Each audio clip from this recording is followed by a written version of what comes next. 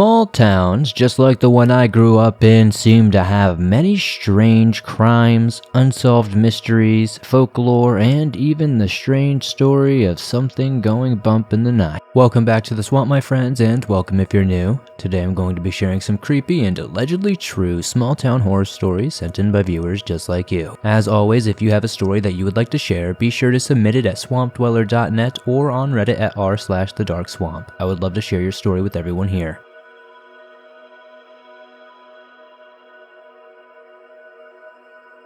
Native American Burial Grounds by Addy A. My grandpa owns 88 acres in a small town in North Carolina. I was born and raised in that town and still live there. Anyway, this was the place to be for everything. We had my uncle's wedding there, four-wheelers, bulldozers, tractors, trucks, and so much more. One time at about 5 p.m., I was driving my four-wheeler in the woods by the house he had built on the property, about 40 feet away from the side of the house. I was going down the trail, obviously looking in front of me, not looking around because I've seen it 1,000 times before. It was getting a little dark, and the trees were inches away from me, but I was looking ahead, and I saw something. It was a dark figure dashing across the trail about 10 feet in front of me. Immediately I thought, oh my god, I'm going to be on a Dateline episode. I know, such a stupid thought, especially when you see something like that. So I stopped the four-wheeler, and only seconds later would I find myself flying pedal to the metal. I sprinted back to the house and told my dad and grandpa what I saw, and I distinctly remember him getting on one knee and whispering, "Addy, you need to listen to me. Did this figure see you?" "I don't think so," I said. Then he went on, "I need to show you something." I was too scared to go right then, even if it was with my grandpa and dad, so they agreed to show me the next day. So the next day, my grandpa and dad led me to the clearing. My grandpa told me not to take another step. Immediately, I thought there was a snake I was about to step on, but my grandpa pointed to the ground. "This is a native burial ground." I was shocked. Then he finished, "What you saw was a spirit of one of these Cherokee natives." My heart dropped to my stomach. I continued to drive my four-wheeler around the trails, just steering clear of that clearing. Now, I know this sounds fake, but I swear to my life it's not. It was one of the most frightening 2 days of my life.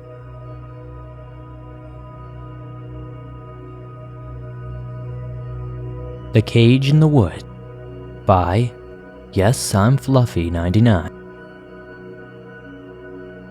At the time, I was a 20-year-old female who had just moved to a small upstate town. I had grown up in a slightly larger town about 60 miles away and just wanted a new start.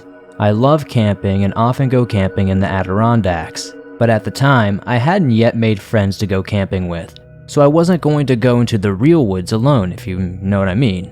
Down the road from me, I had been walking around and found an area where the power lines cut through a wooded section. The power lines were perpendicular to the road. It was near a house, but far enough to the right to the place where I don't think anybody would see me if they were walking the trail that the power lines made. I'm not sure about other countries, but in the United States, they keep power lines clear in case of maintenance. So I wander up there, noticing how it's pretty deep woods, and how far I can get away from the house that I saw on the road. They couldn't possibly think I'm trying to break in. And then, bing, I get an idea. I could go camping up here. It's secluded enough to give the natural woods experience, but close enough to the road that I wouldn't be in danger of wildlife or anything like that. So, I do. I set up camp in this little clearing that I accessed by climbing the hill, following the power lines, then turned left onto what seemed to be some sort of deer trail. Deer are absolutely everywhere in New York. Then I came upon this lovely, flat, grassy clearing. After clearing the dead wood away, I built my fire off to the side. I'm feeling brilliant and independent. It was creepy to sleep in the woods alone, sure, as I had always had at least one camping companion. But hey, whatever. New experiences build new skills, you know? I wandered further down the path the next day to see where it led. I walked for about an hour, and I can see some fields on the right, but they are in the distance, and there is a fence between the fields and the path. So again, I figure people can't be mad for me being here. Then I come across another path. Heading to the right, I follow it. A couple of feet in, it curves slightly and there's an old van to the left of the path. Well, that's strange, but it's about 1 p.m. near noon anyway, in broad daylight and the birds are chirping, so I don't really feel in danger. I go up to the van, which had been there for a very long time clearly. It was like a 70s style make. It made me kind of think of Scooby-Doo, and there were overgrown weeds all around it. There are streaks of brownish red going down the side from the bottom of the doors. I looked in and saw what appeared to be an old bedding or something in the back, but it was all shredded up and the curtains in the windows were shredded as well. There was clothing strewn about. It looked like the clothing was from the 70s or early 80s. I still felt no danger per se. Snickering at the terrible fashions back in the day, I continued along the path for a short time, until I finished rounding another slight bend. I stopped dead in my tracks. Finally, my reptile sense went off, or whatever you call it. I wake the hell up and my head is screaming at a total volume that I've never heard before. Up ahead there is this creepy-ass doll hanging from a tree by its neck with a noose. Not just stuck in the trees, but just left there as it was hanging. It was terrifying, to say the least. To the right of it though, there was this huge cage-like structure, easily big enough to hold a full-sized human. It seems to be made up of pipes and other long metal objects, just welded together. Some were up, some were down, some were across, and the squares they made weren't big enough to fit my head through, let alone anything else. Not that I tried anyway. It had 4 sides and a ceiling. It had other creepy-ass dolls hanging from it. It also had reddish-brown stains running down the sides, just like the van. Further behind it in the distance was a rundown house. Creeped out as hell, I just turned tail and ran. I am not a runner by any means. I am a chunky girl, and I have smoked for more than 6 years, and I do not run. But I ran that day. I don't even remember the run, and I remember coming up upon my campsite, grabbing my tent in one swoop as I ran past. Luckily, I had put all my things into the tent. Ripping it out of the ground as I continued running, I left my cooler, my food, and all that stuff behind. I never went back for it either, and sometimes I kind of feel bad about that though. I dropped the tent stakes along the way and had to repair rips in my tent. I tore down that hill. I'm still surprised it didn't break my neck or ankle. Jumped in my car and sped home. I locked all my doors, then paced my house going, what the hell, what the hell, what the hell, for hours. It's been 11 years since that incident, and even typing it now makes my hands shake. I currently live almost 1,400 miles away, but I still made sure my doors were locked, and they are. The crazy thing is I wasn't even that deep in the woods. Maybe in the 1970s it would have been, who knows. As it stands now though, people live within a short walk of this place. And no, I know you will ask, I did not call the cops. I can't articulate why. My best analysis looking back is that I didn't want the creep to find me. I should have probably called them at the very least. You are probably right there. I hope it was an old crime scene and not some sick man who still keeps people in cages in the woods.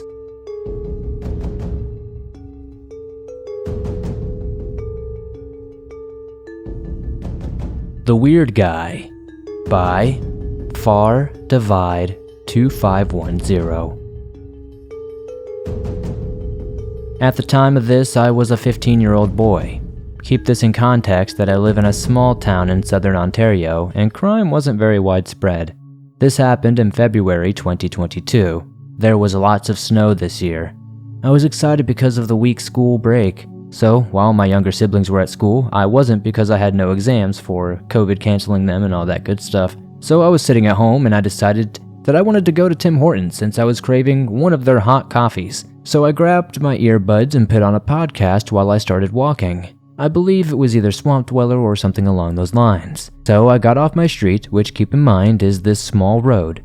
Hence, I walked onto a longer road which took about 20 minutes to walk down to get to the main street I had to get to. Getting to Main Street, I now had to walk another 20 minutes to get to the Tim Hortons I was going to, so I continued down the road. I wasn't thinking about much, I was kinda just lost in my own head when suddenly a man in his young 20s stopped me about halfway down the road by touching my shoulder, and I was kinda shocked. I took my earbud out and looked at him. He then asked me questions that started innocently like, "Do you know where a cannabis place is?" I said no. They then asked how old I was and I lied, saying I was 16. He then asked me if I had a phone. I said I did, but it was low battery. He asked me if I had a lighter, where I was going, and if I knew the bus schedule, which I lied about most things, especially where I was going. I just pointed in a direction and saying I was going over there. And then he said okay and crossed the street. I was so shocked, I took note of the guy just in case something happened to me. He was in his young 20s. He was wearing a flannel shirt, blue jeans, wearing a backpack, and he was African American, about 5'10". I kept looking across the street periodically, and there he was, always walking in the same direction as me, following me from the distance, always staring at me with this weird look on his face. I then saw him go near an apartment building, so I thought I overreacted because I couldn't see him anymore. The apartment building was near Tim Hortons, so I went inside and ordered a drink. But before I got my drink, I turned around and the guy was all of a sudden there, staring at me from behind a pillar. I tried to just not freak out. Once he noticed that I saw him, he walked to the bathroom. I grabbed my drink and I walked as fast as possible into a Sobeys nearby so I could lose him. I then took extra measures, walking behind a home hardware store and walking farther because I was so scared that I didn't want them to follow me home, know where I lived, or any weird stuff like that. I've listened to way too many scary story podcasts. I went to a no-frills nearby so he would never be able to find me. I was very cautious on my way back and looked at all the possibilities that could have happened. I reflected on myself and I only told close friends and family this story. You're probably wondering, why didn't you call the police? Well, that's because I didn't want to cause a problem if I needed to. And this was not necessarily a crime, it's not like it's really against the law to stare at people and freak them out and follow them into establishments. I'm just lucky I got away before it got any worse. Today's episode is sponsored by HelloFresh. Now, with HelloFresh, you get farm-fresh, pre-portioned ingredients and seasonal recipes delivered right to your doorstep. Skip trips to grocery stores and count on HelloFresh to make home cooking easy, fun, and affordable. That's why it's America's #1 meal kit and trusted by the Swamp for nearly 3 years straight. It's the most festive time of year, and HelloFresh is here to help make the most of every moment. From holiday hosting to dinners during busy weeknights, you can count on HelloFresh to deliver fresh ingredients and seasonal recipes. 'Tis the season for saving money wherever we can. HelloFresh is cheaper than grocery shopping and 25% less expensive than takeout. So you can use those savings for holiday gifts or treat yourself. So what are you waiting for? Go to HelloFresh.com/swamped18 and use code SWAMPED18 for 18 free meals plus free shipping. Once again, go to HelloFresh.com/swamped18 and use code SWAMPED18 for 18 free meals plus free shipping. Join me and many others in the swamp and find out why HelloFresh is America's #1 meal kit.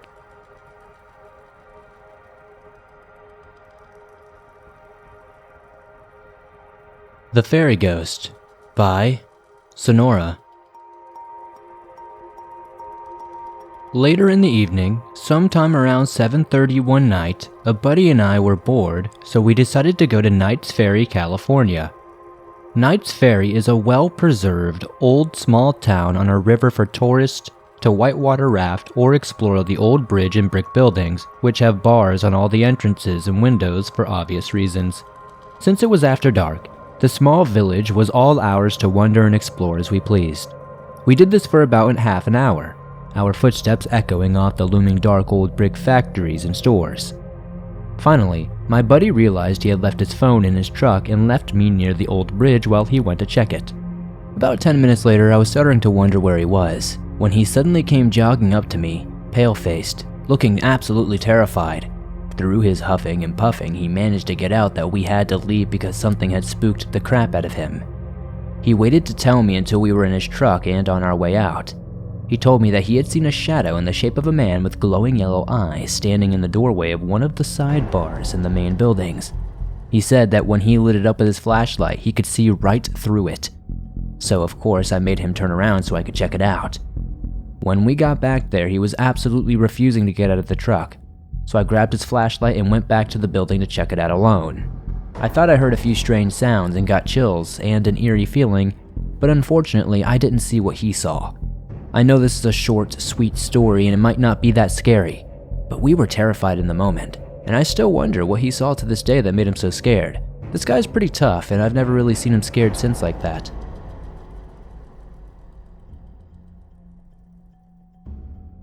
North Dakota Horror by Addy J.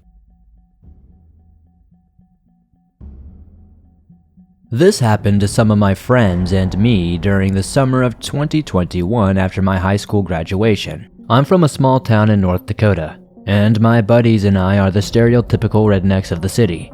You know, the type who drive loud trucks and is always armed somehow. We were doing what most teenagers do for fun in the Midwest, driving around and shooting signs.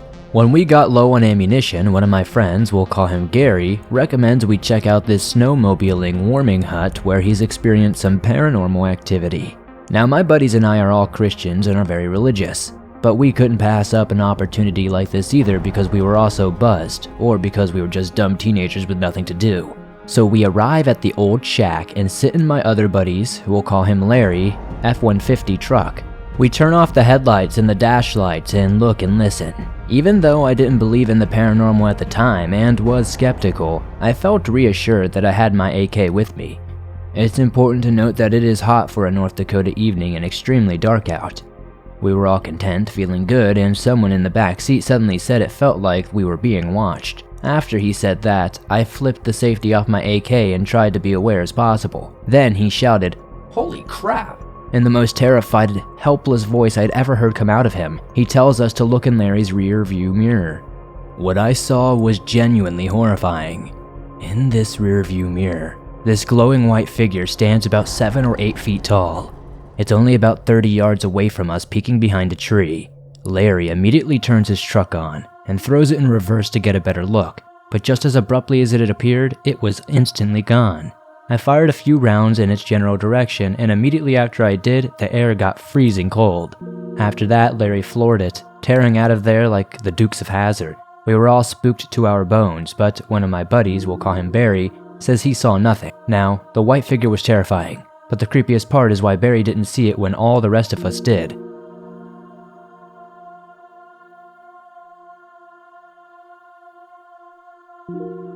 Don't Follow the Faces in the Mist by S.F. Sundown. Don't follow the faces in the mist. It was a throwaway line, but one I should have listened to.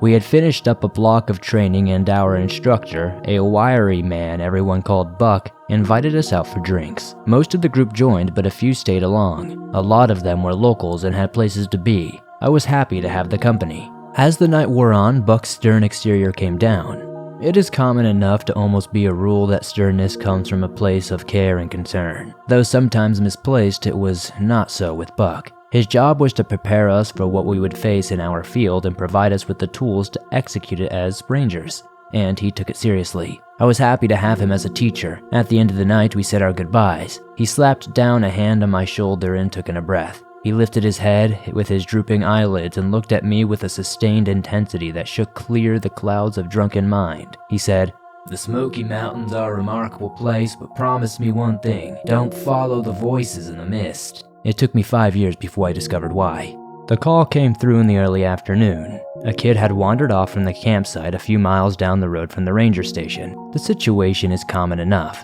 Someone had wandered off and couldn't find their way back, or had managed to get themselves stuck. The majority of these calls resolve themselves the same day. We find the person and issue stern warnings. Hell, sometimes it is all over by the time we even get there. But not always. And no one in our station needed any reminding. Posted on the notice board beside the front door is a picture of Jessica. Her photo has been there for the entire 5 years I have worked at the station. She went missing the summer before I started. She is still there because we never found her. Jessica's father insisted the photo stay until she was either walking back out of the forest or the alternative no one wanted to give voice to. I know that photo better than any photo of my family or friends. 6-year-old Jessica with blonde hair spilling over her shoulders, fingertips poking out the sleeves of a red puffer jacket one size too big, a pair of bright yellow boots pushing up over faded denim jeans, and a big toothy open-mouthed smile. Her family took the photo the day that they arrived at the campsite. When the sun set on the search, her father had a copy printed and plastered all over the surrounding town. They were the clothes she had been wearing when she wandered off during the hike the family took up to the waterfall. The copy hanging on our notice board is the only one left. We pulled up to the campsite in our truck. A woman with a bright red beanie pushed down over dark hair was upon us as soon as we got out. She had her phone pressed to her ear and stuffed it in her pocket absent-mindedly when she saw us. Adrenaline made her voice shrill and pushed her words together. Kyle nodded and added a few calm words to get her on track. His voice and manner are perfect for these situations. He didn't interrupt, he didn't raise his voice, he only slipped in enough words to get the information we needed. Her name was Polly, she was 6 years old. She had been wearing a red beanie like her mother's and had faded brown jacket on.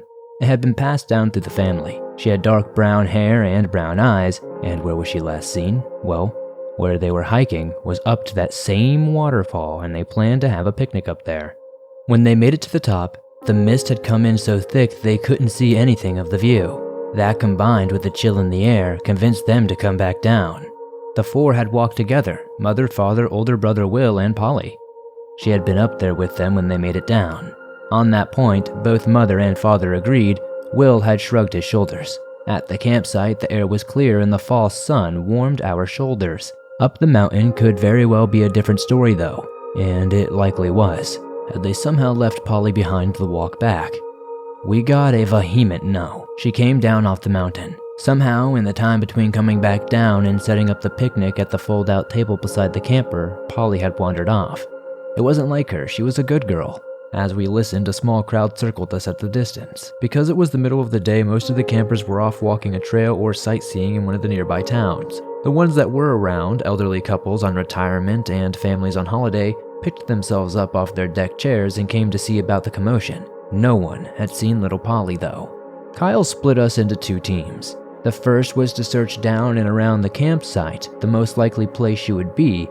At the back of the campsite, a tree-lined creek meandered down the mountain. Beyond, the terrain was rough, grass-covered hills and gullies filled with thick bushes. If she had ventured out there, a slip could send her tumbling into a stack of reeds and no one would see her. The second team was to go back up the trail, retrace the steps the family had taken to come down. It was unlikely, but sometimes people had what Kyle called a McAllister moment. This is when a parent is sure their child is or isn't with them, and they are wrong.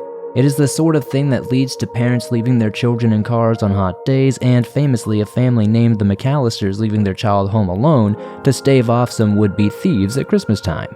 Mark and I ended up on the team heading up the trail. I'll admit I was a little disappointed. Like Kyle, I was sure Polly was somewhere around the campsite. It is a selfish thought, but on a search you always wanted to be the one who finds the person. I was sure now that it wouldn't be me. We started up the trail, leaving the campsite and the search effort behind. Before we left, the mother had shown us a photo of Polly taken up at the waterfall. I kept the picture in my head as we walked. I hoped we wouldn't be adding it to the notice board. The trail was eerily quiet. I had walked it many times and always come across people powering up or coming back down. Not today. The trees surrounded us on all sides, and the world went silent. We walked slowly, scanning through the forest on either side and calling out her name. We hadn't gotten far when the mist came in, thicker and faster than usual. When you live up this way, you get used to it. There's a reason they're called the Smokies after all. Before long, visibility was down to only a few yards. I stopped and looked back down the trail. It was no better than the visibility ahead. It almost seemed unnatural how quickly and completely the mist had arrived. I was about to say I had never seen anything like it when Mark took the words right out of my mouth. It was comforting that it wasn't just me. No wonder the family had turned back. The ferocity of the mist gave rise to a terrible thought. Polly may be up here in the forest somewhere. It would be easy for a child to wander off or even to stop to fumble with a stray shoelace for just long enough to get separated from her family. The parents had been sure she made it down, but then there was the McAllister effect. I called ahead to Mark, who had walked on ahead.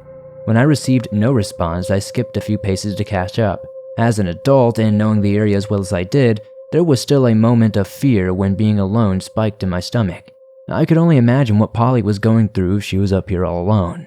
Mark had stalled up on the trail ahead. He turned as he heard my footsteps and pointed out to the right. He thought he heard something. I squinted through the mist, but saw nothing. He couldn't give me any other details, only that something had caught the corner of his eye as soon as he was about to turn his head. I stepped into the trees and called after Polly. A few steps more and I stopped and listened. Nothing. Back on the trail, Mark was fixed in place. His face had gone pale. It moved, he said. What did?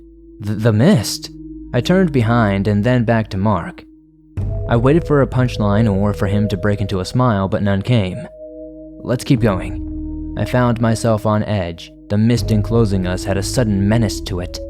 As we climbed it, it only grew thicker.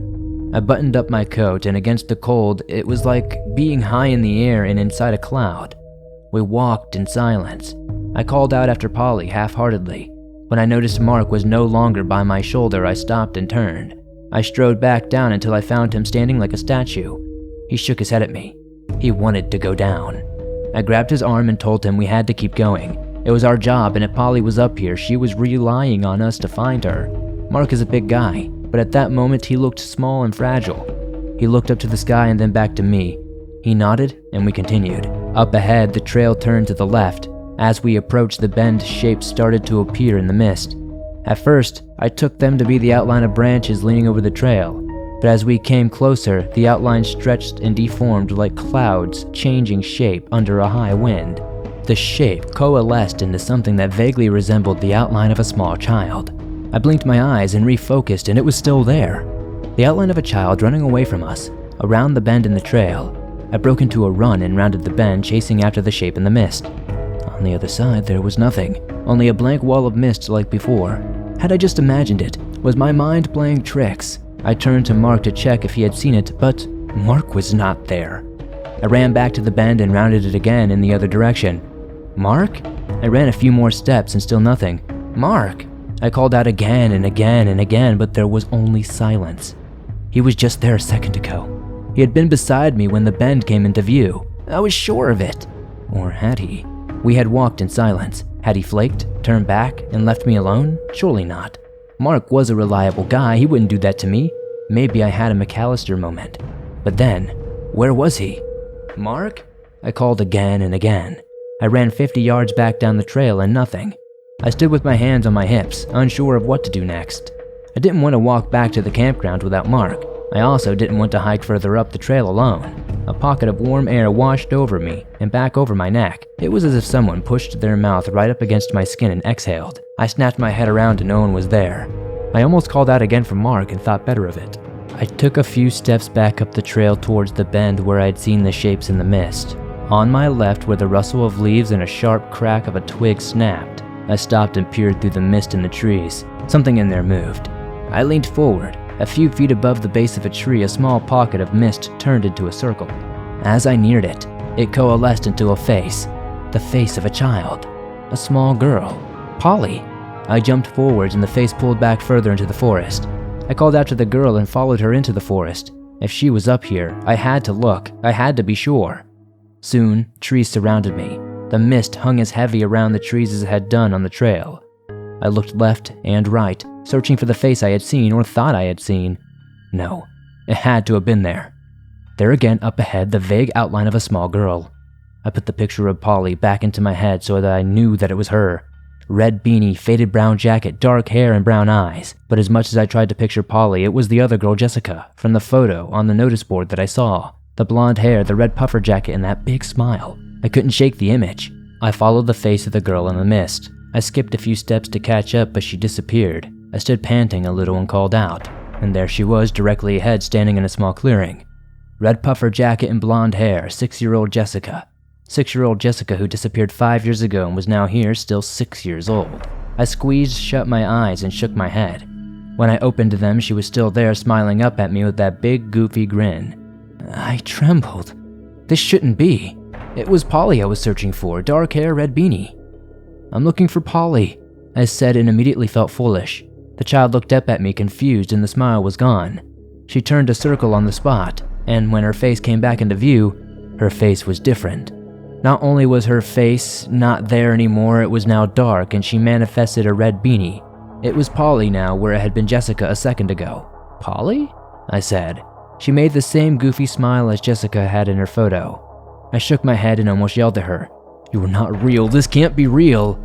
The grin faded again and her mouth twisted into a grotesque snarl. Her mouth opened wide and then wider still, unnaturally so, and her crooked child's teeth morphed into razor-sharp fangs. The moment before I turned to run, I locked with the creature's eyes, yellow and menacing. I raced through the trees, desperately seeking the trail. I swung my head around and in the mist, a wall of faces closed in from behind. I gave an involuntary yelp and forced myself to look away. When I finally found the trail, I turned and ran at full speed down and toward the campsite. Mark be damned, I didn't want anything to do with whatever was hiding in the forest. I turned back and before I could process anything, I hit a wall in the trail and tumbled to the ground. It was Mark. I scrambled to my feet and Mark stared at me with eyes filled with terror. Did you see it? I didn't answer him. I grabbed him by the arm and started down the trail. We had to get down. Mark made a noise, a half laugh, half cry, and I turned and followed his outstretched hand. There, standing near the trees, was Polly. But it wasn't Polly. She stood there and watched us, with an arm held out, beckoning us into the forest. "Don't look at it!" I fixed my eyes on the trail ahead, trying to give myself tunnel vision. In my imagination, the faces sprung up again on each side. I covered my head and yelled at them to stop, and then as if someone flicked a switch, I felt the warmth of the sun on my face. I looked up and saw the blue of the sky. We were out of it. We slowed to a walk. When we came back to the playground, Kyle asked us if we were okay. He could see that we were shaken up. I didn't know how to explain what we had seen, so I told him that we did not find Polly. The team at the base had not found her either. I am convinced of two things. Polly went missing on that trail somewhere in the mist, and whatever we saw was not her. There is a second photo hanging on our notice board. Polly has joined Jessica. 2 girls taken by something lurking in the mist.